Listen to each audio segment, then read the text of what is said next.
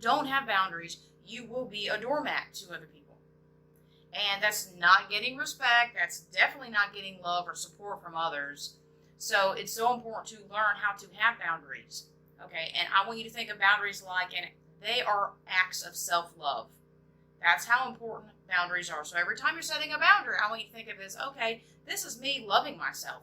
And even though this is so hard, it can be so hard and challenging. Like I said, if you've had a history of trauma, if you have trauma from when you were a child and you never had a voice, you were never had given any rights, you were never allowed to have your own perspective, you basically learn to blend in with your family so that you wouldn't be abused, then, it's going to be so much harder for you to have boundaries, right? So I'm going to give you a huge tip that helped me.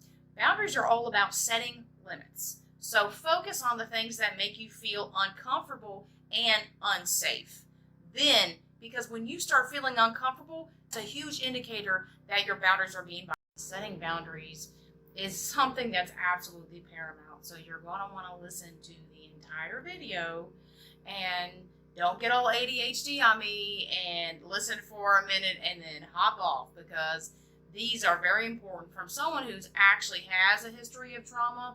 And learning to do boundaries is one of the hardest things I've ever done. And these pointers are going to steer you in the right direction because, and this is the most important point, that if you don't have boundaries, you will be a doormat to other people. It's going to be so much harder for you to have boundaries, right? So I'm going to give you a huge tip that helped me. Boundaries are all about setting limits. So focus on the things that make you feel uncomfortable and unsafe. Then, because when you start feeling uncomfortable, that's a huge indicator that your boundaries are being violated. So for instance, if someone were to get in your face, you're going to feel really uncomfortable. But if you're not used to speaking up for yourself, you might freeze up, you might want to run away. See, all these things are responses of when we are triggered, right? And when you're triggered, you're using a different part of your brain, that's your amygdala. Then these are more primitive responses like fight, flight, freeze, and fawn. When you're thinking mindfully, you're in this part of your brain. So when you learn to start setting boundaries when you've never had them, it's super scary and it's really challenging, and you have to be okay with loss. You have to be okay with losing things, because if you're not okay, then you're going to take the boundary back and you're going to be getting even less respect, because how is someone going to take you seriously if you're like, oh, don't do this, oh, no, everything's okay.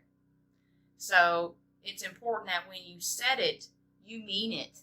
And then you have in mind a consequence. So if someone's yelling at you on the phone, a natural consequence would be to hang up the phone. So think about the things that make you feel uncomfortable and the things that you know are absolute no-nos. And like being cheated or lied to, you know these things are not okay. But because if you never were allowed to say no, to have a voice, and you were silenced, or maybe you've been in a long-term relationship where you've been silenced, then learning to have boundaries is a huge challenge.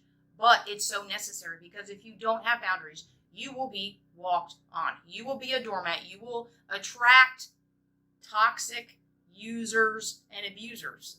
That's a fact. If you're here, it means you have a history of that. Okay? So, but I want you to know, if I can do it, you can do it. And then I was raised by narcissists, so I had never had the opportunity to have a voice, to even speak my truth. But I want you to know that when you start to lose those things that you thought you had, right? When you start speaking up and saying no to things that you're uncomfortable with or that make you feel unsafe, guess what you'll get? You'll get self-respect, and that's going to feel so good. So when you start setting boundaries, you can say to yourself, no, hey, this is self-love right now. This is what I'm doing. I'm showing myself that I love myself by saying no to these things that I'm not okay with. And yeah, it kind of hurts and it's kind of scary, but I'm losing the right people. I'm losing the people that shouldn't have been here in the first place. So as you start to detox your life by saying no to these things, it's going to be really scary and it's going to suck. And more than likely, you're going to have feelings of guilt and definitely shame and doubt come up. You're definitely going to have these feelings come up. And just know this is part of the process. It's part of the process of setting boundaries. They are just how normal people operate. And so if you've been around people and every time you set a boundary, you constantly receive pushback, well, those aren't normal, healthy people. Normal, healthy people want you to feel good. They want your cooperation. They're decent. They're kind. They're caring. They're supportive. They're self-interested, yeah, because everyone is. So if you're just this kind, altruistic, giving person, you need to know that you are one of a kind, and you need to give that to the right people who deserve it. You know, like your kids, you can unconditionally love your kids, but you can't unconditionally love a person. Because if you unconditionally love a person, you will stay and put up with some shitty treatment that is not okay for an adult to be doing. You should never unconditionally love a man or a woman. That's your partner. Because that just gives them the green flag to treat you however they want to treat you. And then you're not going to get the respect and love that you actually deserve. And another important point, that if you don't have boundaries, that you're not going to have healthy relationships, and you're going to be attracting narcissistic and toxic and users into your life. Because a good way to weed out the toxic and narcissistic people is to say no, and say no a lot. And they'll realize, oh man, I can't manipulate her. I can't be, I can't get what I want from her. I can't be constantly entitled because this person keeps saying no, and it's just frustrating, and they're going to get tired of dealing with you.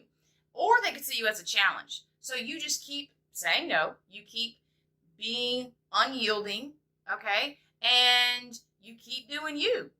And that's really what boundaries are. They're an act of self-love. They're putting you first and putting other people last. You're putting your well-being and safety first, above everyone. This is what normal, healthy people do. That people who grew up in trauma or who've had narcissistic relationships, because they're so used to giving up their boundaries and their voice and being silenced, they don't know how to take their power back. And the points I just said, being okay with loss, realizing that it's going to be scary, and that you're just losing the right people who should have never been there. And that it's an act of self-love. When you come from it from this place, setting boundaries is going to be a lot easier. It's still going to be hard and challenging, but it's going to be easier because you know that you're doing the right thing, and you know that the people that you're losing should have never been there in the first place. Thanks for sticking with me, and I hope these have helped you. I would love to hear your biggest takeaways. And before you go, hit that subscribe button, and also check below for my free guide for you for healing from narcissist abuse that I personally use. Boundaries are so essential to getting the love and respect that you deserve, and to living free from narcissists. If you're struggling with setting boundaries, definitely check out the videos I have on codependence. They will help you just open up your eyes so you can start to look at your patterns, and so you can start to challenge them and start getting the things that you actually deserve. All right, I'll see you in the next video, and here's to being your greatest, most amazing, badass self.